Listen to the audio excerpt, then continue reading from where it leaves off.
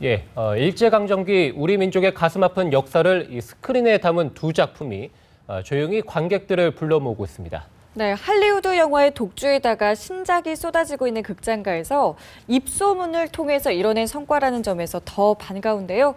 오늘 문화제작부 김지선 기자 나와 있습니다. 안녕하세요. 안녕하세요. 네, 안녕하십니까. 먼저 작은 영화의 선전, 동주 얘기부터 좀 해보겠습니다. 네. 윤동주 시인의 삶을 처음으로 영화한 작품이죠. 동주는 지난 17일 개봉 당시에는 전국에 374개 스크린에서 1000회 정도밖에 상영이 되지 않았습니다.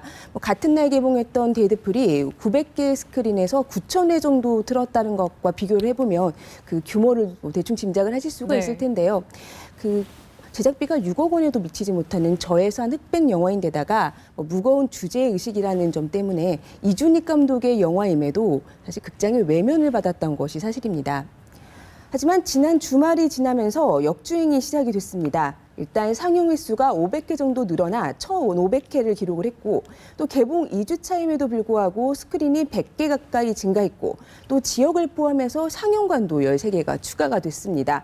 그리고 일명 퐁당퐁당이라고 불리는 교차 상영이 아니라 한 스크린에서 아침부터 저녁까지 쭉 트는 온관 상영이 늘어나고 있다는 점도 고무적인데요. 네. 특히 이준익 감독이 그 다양성 영화의 기회를 뺏지 않겠다라는 의지가 워낙 확고해서 CGV 아트하우스 같은 어떤 전용 상영관이 아니라 그냥 일반 상업 영화들과 경쟁을 해서 이뤄낸 성과라는 점에서 더 의미가 크다고 할 수 있겠습니다. 네, 그야말로 작은 영화의 대반란이다라고 볼 수 있을 것 같은데 그 이유가 좀 궁금한데요.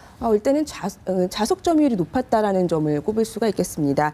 주로 새벽이나 심야 시간에 상영이 처음에는 됐었는데 그럼에도 불구하고 상영 좌석 수 대비 관객 비율, 즉 그 좌석 점유율이 지난 일요일에 2위를 기록을 할 만큼 굉장히 압도적이었습니다. 네. 관객들이 일부러 찾아서 와서 보는 영화였다는 얘기인데요.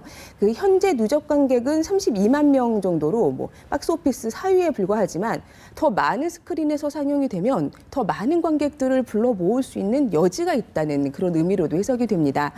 여기에 윤동주 시인의 서거 71주기를 맞은 올해 유고 시집 초판본이 베스트셀러에 오르고 또 시인의 삶과 시를 노래와 춤으로 표현한 그 창작 가무극이 3년 만에 재공연되는 등 정말 열풍이라고 부를 수 있을 만큼 관심이 뜨겁다라는 점도 한몫을 했는데요.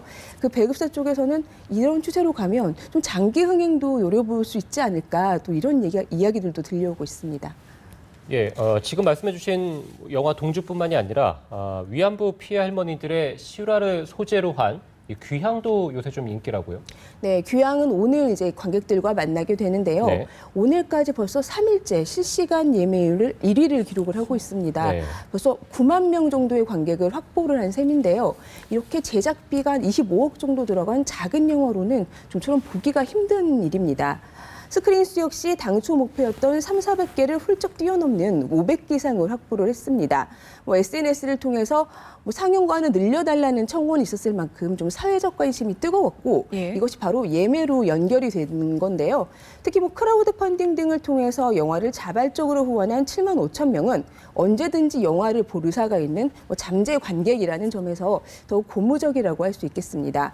영화관은 보통 개봉 전에는 예매율, 개봉 후에는 첫 주말 스코어를 보고 스크린 수를 조정을 하게 되는데요. 앞에서 살펴보셨다시피 동주나 귀향은 극장에서 알아서 상영 스크린을 늘렸다고 그렇게 볼 수 있겠습니다. 네. 내용을 들어보니까 이 제작비를 크라우드 펀딩으로 모았다는 점이 상당히 좀 눈길을 끄네요. 네, 조정래 감독이 나눔의 집에서 봉사활동을 하다가 위안부 피해자 할머니인 강일출 할머니의 실화를 듣고 시나리오 작업을 시작한 게 14년 전인 2002년의 일입니다. 그런데 이 수익성이 별로 기대가 되지 않는다는 이유로 투자자를 찾기가 쉽지 않았는데요. 네. 이 티저 영상을 유튜브에 올린 것을 본 한 누리꾼의 제안으로 모금이 시작이 됐고 7만 5천 명이 아까 말씀드렸다시피 참여를 해서 제작비의 한 절반 정도인 12억 원을 조달을 해서 영화를 완성을 할 수가 있었습니다. 이분들이 또 SNS를 통해서 홍보에도 적극적인 모습을 보이고 있다는 게 영화사 쪽의 이야기인데요.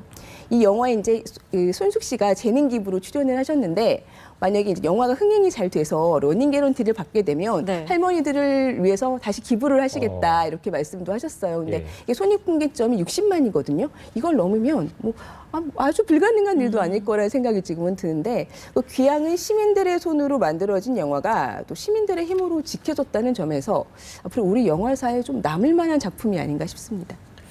예, 앞서 뭐 소개한 두 영화뿐만이 아니라 지금 이번 주에 개봉작에 멜로 영화가 좀 있다고 하죠. 네, 그 공유 씨가 그 멜로 퀸이라고 불리는 전도연 씨와 호흡을 맞춰서 첫 멜로 영화에 도전을 했습니다. 네. 남과 여라는 작품이 주목을 받고 있는데요.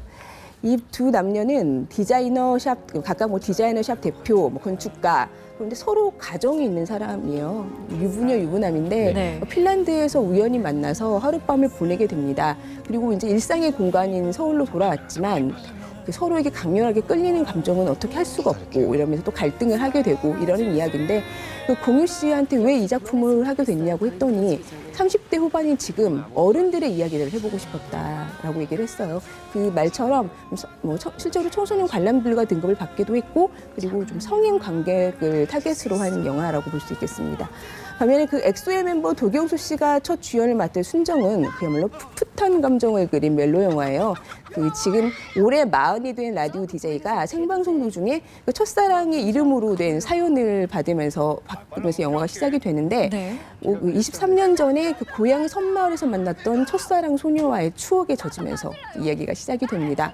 이 영화가 뭐 지난달에 전국의 6개 도시를 도는 영화 쇼케이스를 진행을 했었는데 그 도경수 씨 팬들이 이렇게 한꺼번에 네. 몰리면서 예매 사이트가 다운이 될 정도로 굉장히 관심이 컸거든요. 근데 뭐 저번에도 제가 출연해서 계속 말씀을 드렸었는데 연말연시에 좀 스타를 내세웠던 멜로 영화들이 좀 흥행 부진을 잇따라 겪었는데 그 흥행 부진의 고리를 좀 끊어낼 수 있을지 또 주목이 됩니다. 네. 자, 그리고 이제 아카데미 시상식이 얼마 남지 않았습니다. 미국 최대 영화 축제인데요. 여기에 이제 나온 후보작들이 이제 우리나라에서도 볼 수 있다고요. 네, 일단 수상이 유력한 작품들 중에서 뭐 리오나르도 디캐프리오의 레버넌트라든지 뭐 마션이라든지 아니면 뭐 빅쇼트 같은 작품들은 이미 우리나라에서 개봉을 했고 오늘 선보이는 스포트라이트라는 작품도 그 유력 후보 중에 하나입니다. 그 6개 부분에 노미네이트가 돼 있는데요. 네. 그 카톨릭 사제의 아동 성추행 사건을 취재하게 된 탐사보도팀 이름이 스포트라이트예요. 근데 뭐 갖은 외압을 극복을 하고 환상의 팀워크를 보이면서 그 사건의 실체에 뭐 한 걸음 한 걸음 다가간다라는 내용을 그리고 있습니다. 실제로 지난 2003년에 필리처상을 수상한 미 보스턴 글로브지 기자들의 실화를 스크린으로 옮긴 작품인데 또 아카데미가 실화 소재 영화들을 좋아한다는 또 그런 이야기도 들려서 이 영화도 굉장히 주목을 받고 있는데 국내 관객들에게는 어떤 평가를 받게 될지 저도 궁금합니다. 네, 알겠습니다. 지금까지 문화재작부 김지선 기자와 함께 이야기 나눠봤습니다. 고맙습니다.